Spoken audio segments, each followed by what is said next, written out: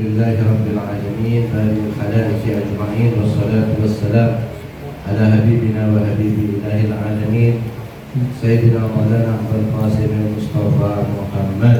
اللهم صل على محمد وآل محمد. اللهم صل على محمد وآل محمد. اللهم صل على محمد وآل محمد. وآله الطيبين الطاهرين المعصومين وأصحابه المنتجبين الميامين. أما بعد، قال الله تعالى في كتابه الكريم: أعوذ بالله من الشيطان الرجيم، إنا أنزلناه في ليلة مباركة إنا كنا منذرين. وقال الله تعالى: أعوذ بالله من الشيطان الرجيم، بسم الله الرحمن الرحيم، إنا أنزلناه في ليلة القدر وما أدراك ما ليلة القدر ليلة القدر خير من ألف شهر تنزل الملائكة والروح فيها بإذن ربهم من كل أمر سلام هي حتى مطلع الفجر. Ikhwani wa akhwati rahimakumullah, assalamualaikum warahmatullahi wabarakatuh. Alhamdulillah, malam ini kita berkumpul bersama di tempat ini. Artinya kita telah berkumpul bersama, kita bersama berkumpul dengan orang-orang yang telah beruntung di hadapan Allah Subhanahu wa taala. Karena malam ini adalah malam yang mulia. Di antara ketiga malam yang diriwayatkan oleh Ahlul Bait alaihi salatu wassalam, malam ke-19, malam 21 dan malam 23, dikatakan yang paling besar kemungkinannya Lailatul Qadar itu jatuhnya atau turunnya pas di malam ke-23 pada malam bulan Ramadan. Dan juga dikatakan juga bahwa setiap malam sebenarnya 19, 21 dan 23 ini semua adalah memungkinkan Lailatul Qadar turun.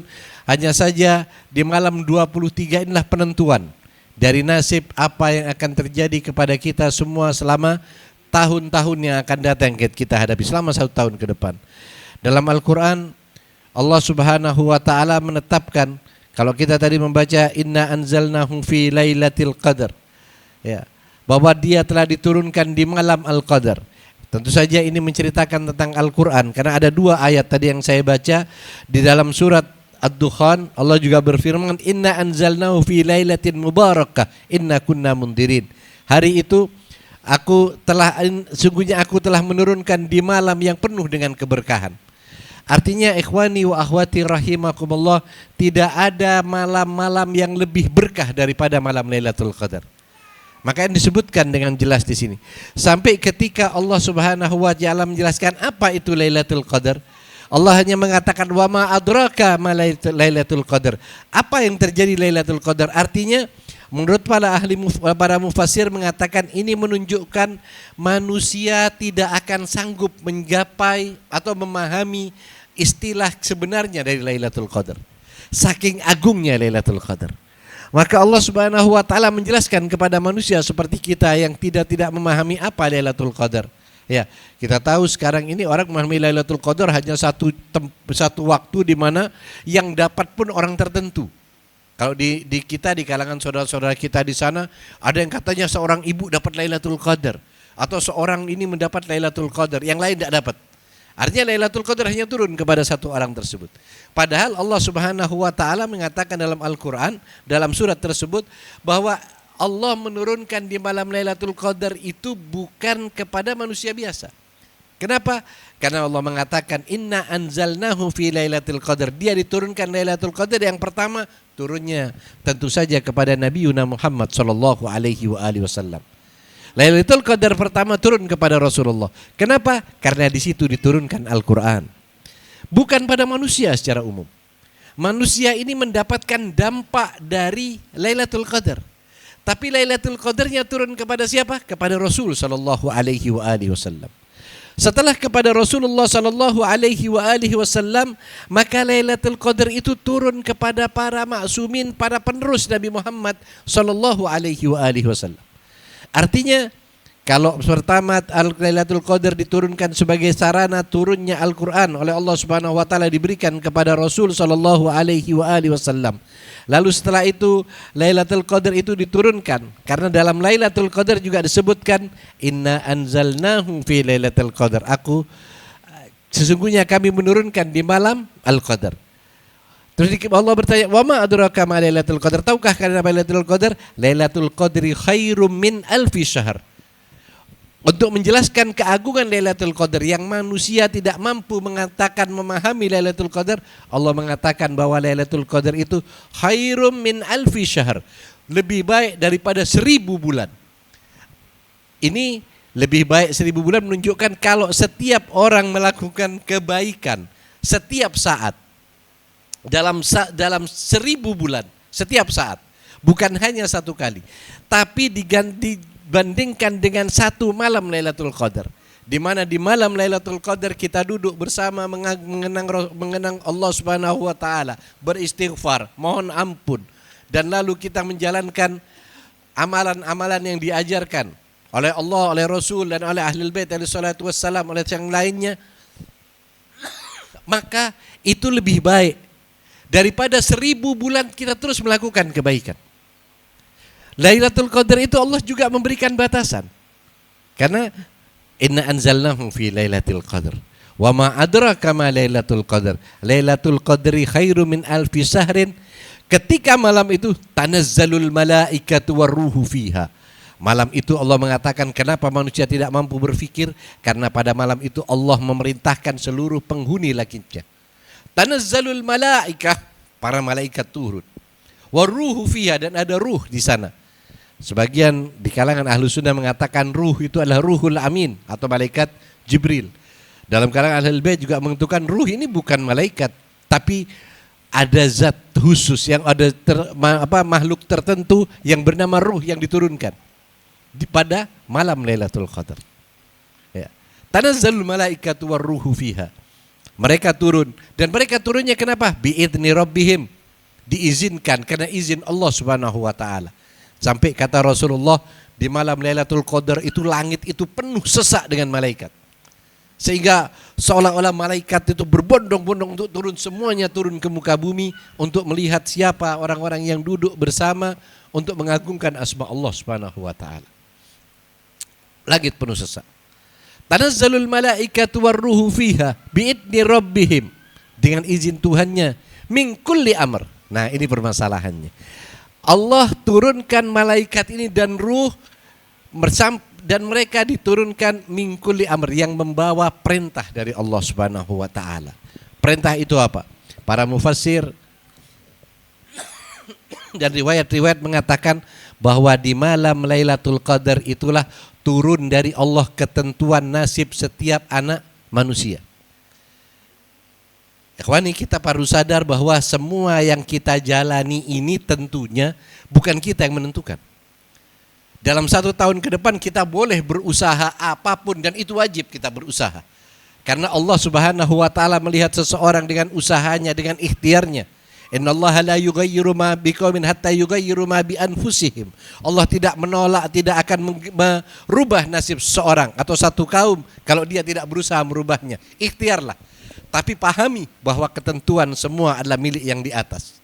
Di malam inilah semua pekerjaan kita, usaha kita, ikhtiar kita ditentukan oleh Allah Subhanahu wa taala. Min kulli amr. Dan pada siapa ini turunnya? Setelah Rasulullah. Kalau pertama saya katakan tadi turun kepada Rasul sallallahu alaihi wasallam sebagai turun dengan Al-Quran dan semua urusan kaum muslimin, maka sekarang yang turun kepada para imam zaman kita. Bukan hanya pada 1-2 orang, tidak. Lalu turun kepada fulan mendapatkan Lailatul Qadar, ini mendapatkan Lailatul Qadar.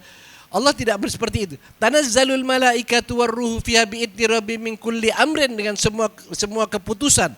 Kalau manusia biasa, mungkinkah mereka bisa memahami semua keputusan umat manusia? Yang mampu memahami adalah orang yang telah ditetapkan oleh Allah Subhanahu wa taala. yang telah dipilih oleh Allah, yang memahami semua nasib manusia, semua ketentuan manusia, apa yang akan terjadi ke depan, bencanakah yang akan terjadi, kemaslahatankah yang akan diterima, kehancurankah yang akan terjadi, atau kebahagiaan yang akan kita dapatkan, semua bukan kita yang menentukan. Dan malam inilah Allah menentukan. Maka malam ini kita dianjurkan berdoa dan meminta kepada Allah sebisa mungkin. Selain ikhtiar kita, doa kita yang menentukan apa yang akan kita dapatkan. Tapi Allah telah punya ketetapan. Dan malam ini ketetapan itu akan diturunkan oleh Allah Subhanahu wa taala. Al-Imam Muhammad Al-Baqir pernah ditanya, "Wahai Imam, kalau Lailatul Qadar itu turun hanya ketika menurunkan Al-Qur'an, lalu apakah Lailatul Qadar hanya terjadi di masa kehidupan Nabi Muhammad sallallahu alaihi wasallam?" Ya, kita tahu Al-Qur'an itu turunnya ada dua proses. Proses pertama, Al-Qur'an itu turun langsung ke dada Nabi Muhammad sallallahu alaihi wasallam di malam Lailatul Qadar. Bukan ayat per ayat yang turun. Al-Quran secara keseluruhan diturunkan ke jiwa Rasul sallallahu alaihi wa alihi, sehingga Rasulullah yang memahami Al-Quran dengan seluruh segala sesuatu, serba-serbi dan rahasia-rahasia dalam Al-Quran. Setelah itu barulah Jibril turun pada waktu-waktu tertentu, sehingga disebut ada asbabun nuzul, sebab-sebab turunnya ayat. Dan sering diriwayatkan, hatta di karangan Ahlus Sunnah diceritakan, kalau Nabi Muhammad Jibril sedang membacakan satu ayat yang turun dari Allah, sebelum selesai Jibril, Nabi telah mengikutinya dan telah melantunkan ayat tersebut. Artinya Nabi paham sudah ayat tersebut. Karena itu di malam Lailatul Qadar yang pertama, malaikat telah menyuguhkan, memberikan Al-Quran ke hati dan ke jiwa Nabi Muhammad sallallahu alaihi wasallam.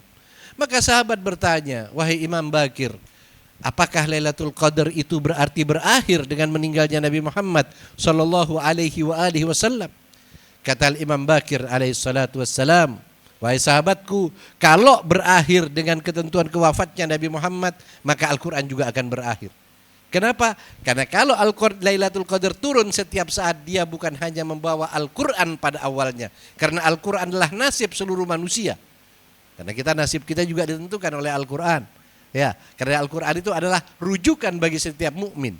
Setiap orang yang beriman Al-Quran, yang kelak dia katakan Al-Quran akan membela mereka, Al-Quran akan menjadi pelindung mereka. Itu Al-Quran yang pertama turun.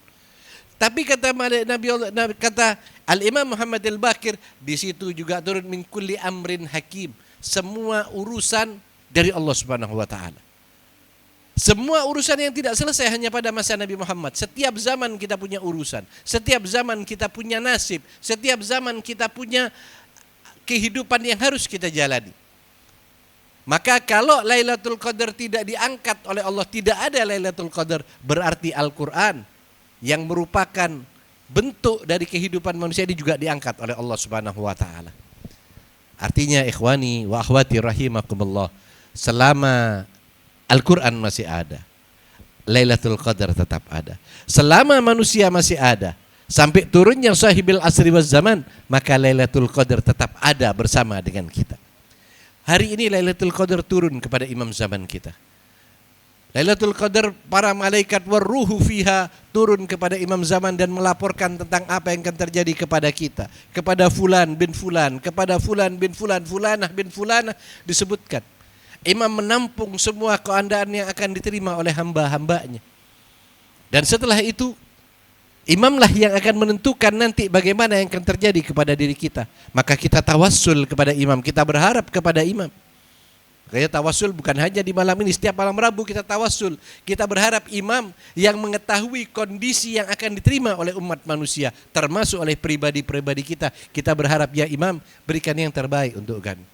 Ya imam, kami kesulitan, maka berilah kami jalan keluar. Karena jalan keluar itu telah dipahami oleh imam melalui malam-malam Lailatul Qadar seperti sekarang ini. Semua ada di tangan imam zaman kita. Semua di tangan imam zaman. Baik itu solusi, baik itu kehancuran kita, baik itu kemenangan kita, baik itu apapun yang akan kita jalani, semua imam zamanlah yang mendapatkan laporannya. Tapi tidak berhenti sampai di situ. Sampai tanazzalul malaikatu warruhu fiha biidni rabbihim min kulli amr. Lalu dikatakan salamun hiya hatta matla'il fajr. Malaikat itu ketika turun membawa salam dari Allah Subhanahu wa taala. Salam dari Allah artinya keselamatan. kebaikan, kemenangan, kesenangan. Itu yang diturunkan malam ini. Nah, ini yang kita dapatkan malam ini. Ketika kita duduk, maka dianjurkan setiap kita di malam-malam Lailatul Qadar menghabiskan waktu kita untuk berzikir kepada Allah, beristighfar kepada Allah. Kenapa? Karena kita sedang mendapatkan salam dari Allah Subhanahu wa taala. Para malaikat yang turun bersama dengan kita hari ini akan kembali ketika fajar menyingsing. Hatta matla'il fajar, sampai fajar mereka kembali kepada Allah. Maka mereka akan membawa laporan tentang siapa manusia-manusia yang duduk bersama menyebut asma Allah. Siapa manusia-manusia yang beristighfar dan mohon ampun kepada Allah. Yang mana manusia-manusia yang sedang sujud di hadapan Allah dan merintih akan kesudihannya. Di mana manusia-manusia yang sedang menghabiskan waktunya dengan zikrullah dan lisannya mengucapkan ayat-ayat Al-Quran yang telah diharapkan oleh Allah. Inilah yang kita dapatkan di malam Lailatul Qadar. Bukan orang per orang yang seperti diceritakan di saudara-saudara kita yang lain. Fulan dapat Lailatul Qadar, fulana dapat Lailatul Qadar, yang lain enggak dapat. Semua kita dapat. Karena kalimat salamun itu diberikan kepada semua saja yang menghabiskan waktunya di malam ini tidak dengan tidur. Maka saya mengucapkan terima kasih dan selamat kepada antum sekalian bahwa antum adalah orang-orang yang beruntung malam ini. Tidak ada orang yang lebih beruntung daripada kita. Karena Sayyidah Fatimah Zahra alaihissalam mengatakan orang yang paling rugi, orang yang di malam Lailatul Qadar, di Lailatul Qadar, di malam Al-Qadar, mereka menghabiskan waktunya untuk tidur. Untuk tidur, tidak bermaksiat.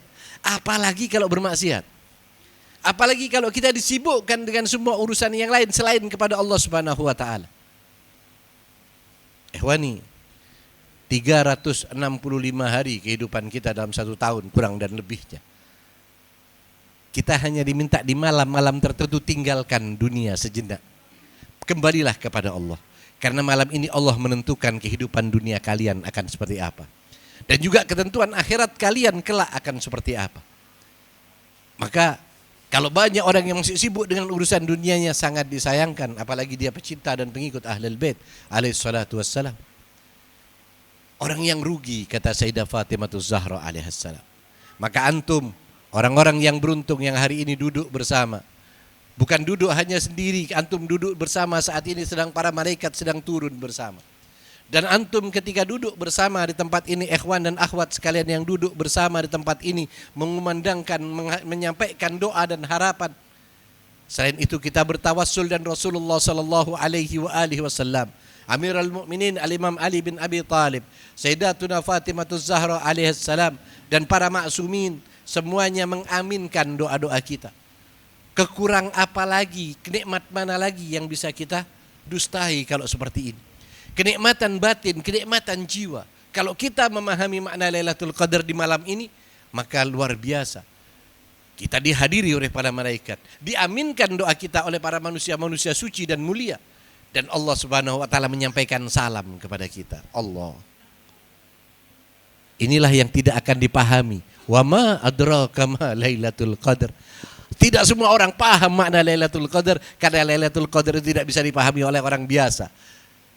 Mereka mengira, ya sudahlah kita tidur. Atau orang mengatakan Lailatul Qadar ada ciri-cirinya. Bisa jadi.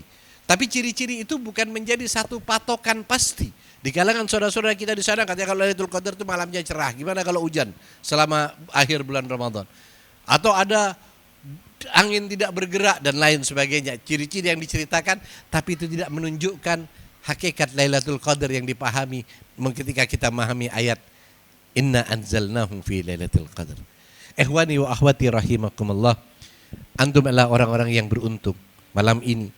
Dan mudah-mudahan kita bukan hanya beruntung di malam ini, tapi sampai malam-malam selanjutnya.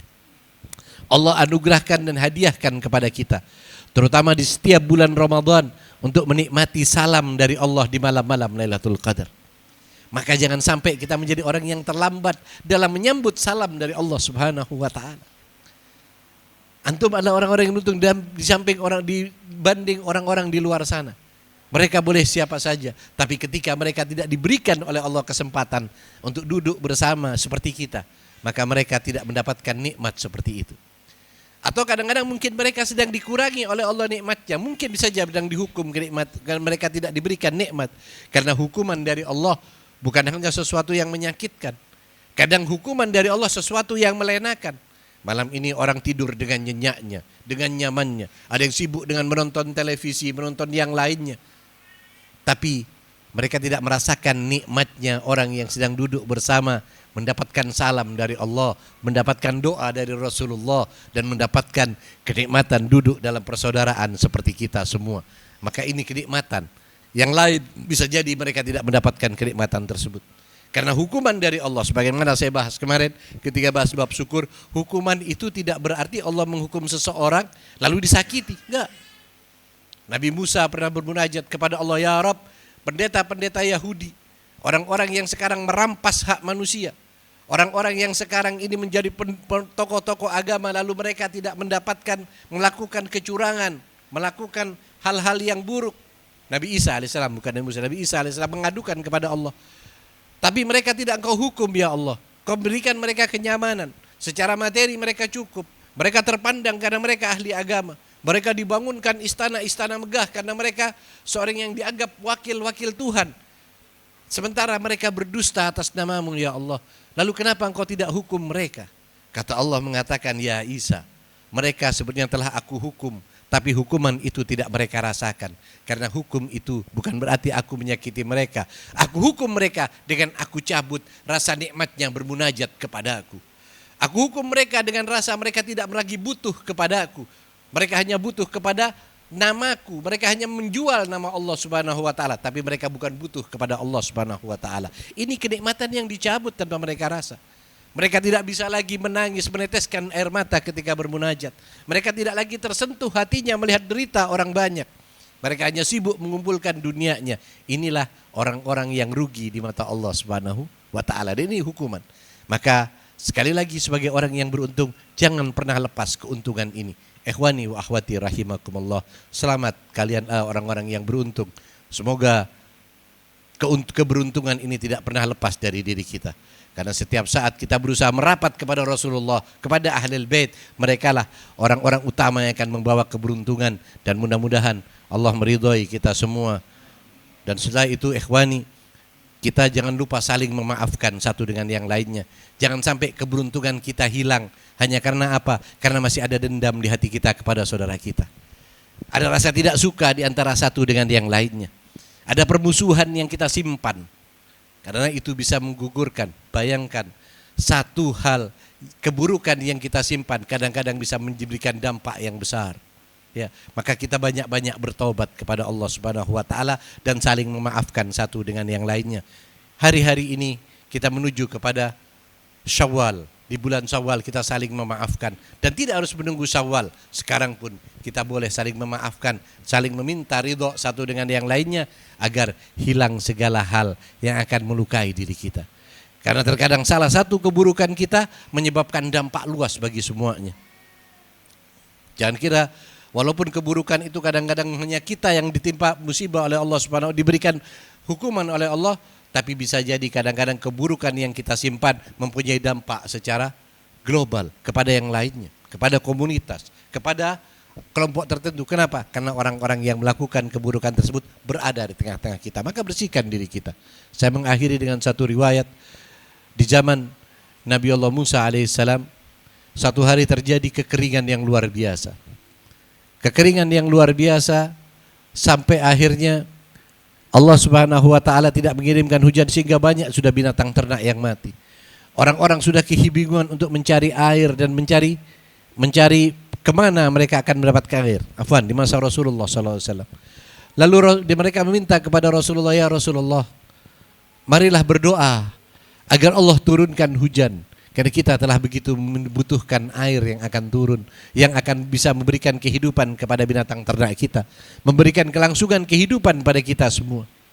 Maka Rasul SAW memimpin sahabat-sahabat pada waktu itu untuk melakukan amalan seperti sholat istisqa dan mengadah-adahkan tangan. Ikhwani, ketika Rasulullah mengadahkan tangan, tidak pernah ada doa Rasulullah yang ditolak. Kadang-kadang belum selesai tangan Rasulullah turun, semua diijabah oleh Allah. Tapi satu hari sampai Rasul menengadahkan tangannya, tidak turun pula hujan yang diminta. Ketika itu sahabat-sahabat mulai bertanya pada Rasulullah, ya Rasulullah, kenapa hujan tidak kunjung turun? Tiba-tiba Jibril datang kepada Rasulullah dan berkata, "Ya Rasulullah, Allah menyampaikan salam kepadamu. Allah menahan hujan tersebut ya Rasulullah karena ada di antara komunitasmu, kelompokmu yang sekarang sedang bermusuhan dengan keluarganya. Ada seorang anak yang sedang bermusuhan dengan bibinya dan dia terlebih 3 hari tidak saling menyapa. Maka itulah ya Rasulullah yang menghambat turunnya pengkabulan doamu." Rasulullah lalu mengumumkan, "Wahai kalian, siapa di antara kalian yang melakukan permusuhan, yang masih ada dendam, yang masih ada kebencian kepada bibinya, keluarlah dari komunitas ini, dari barisan dan kelompok orang ini, agar Allah menurunkan hujannya." Orang semua saling bertanya, saling memandang satu dengan yang lainnya. Ada seorang pemuda yang berkeringat karena takutnya. Dia tahu dialah yang ditunjuk oleh Rasulullah. Karena orang tersebut pernah memang sedang bermusuhan dengan bibinya. Karena satu dan lain hal. Dia tidak sempat meminta maaf, saling bermusuhan dengan bibinya. Dia ketakutan. Dia malu untuk keluar dari barisan karena akan ketahuan dialah yang ditunjuk oleh Rasul sallallahu alaihi wasallam. Maka dia menundukkan kepalanya, memohon ampun kepada Allah. "Ya Allah, ampuni saya. Ampuni saya ya Allah. Saya yang melakukan kesalahan, tapi saya malu untuk menunjukkan bahwa saya adalah pendosa." Orang itu terus menangis sambil dia menundukkan, dia tidak berani berdiri meninggalkan komunitas karena malu di hadapan halayak ramai. Karena memang Allah itu sattarul uyub, Allah menutup aib. Allah tidak membuka aib orang tersebut hanya sebagai pelajaran. Tiba-tiba belum selesai. Orang itu, komunitas ini masih saling mencari siapa di antara kita yang bermusuhan. Tiba-tiba awan telah turun dan tidak lama hujan begitu deras turun. Rasul bertanya, "Wahai Jibril, bukankah belum ada yang keluar dari komunitas ini yang sedang berkumpul ini untuk keluar sementara mereka masih punya permusuhan dengan keluarganya?" Jibril berkata, "Ya Rasulullah, Allah sattarul uyub, Allah menutup semua aib. Anak tersebut, orang tersebut yang sedang berdosa karena dia bermusuhan dengan keluarganya, dia begitu ketakutan dan malu karena dia telah ditegur oleh Allah Subhanahu wa taala melalui lisanmu ya Rasulullah. Dia bertobat dan karena tobatnya Allah ampuni kesalahannya dan Allah turunkan hujan di tengah-tengah kalian." Pelajaran bahwa setiap dosa bukan hanya diri kita yang memikulnya, tapi bisa jadi komunitas kita punya dampak dari hal dosa tersebut. Maka mari semua saling memaafkan, mari semua saling memberikan kebaikan di antara satu dengan yang lainnya, dan mudah-mudahan Allah meridhoi kita semua dan tetap memberikan kita sebagai orang-orang yang beruntung selamanya sampai kelak kematian datang menjemput kita dalam keadaan beruntung, dan kematian kita dijemput oleh Sayyidah Fatimah, dipandang oleh Amirul Mukminin dan disafaati oleh Rasulullah sallallahu alaihi wasallam. Semoga Allah mengampuni kita, mengampuni kedua keluarga orang tua kita, mengampuni semua keluarga kita, pasangan hidup kita, anak-anak kita, dan semoga Allah mengampuni saudara-saudara kita yang telah mendahului kita, yang tahun kemarin masih bersama dengan kita. Allah terangkan kubur mereka dan berikan mereka keselamatan berkat Lailatul Qadar. Dulu mereka bersama kami, saat ini mereka telah pergi menghadapmu ya Ilahi,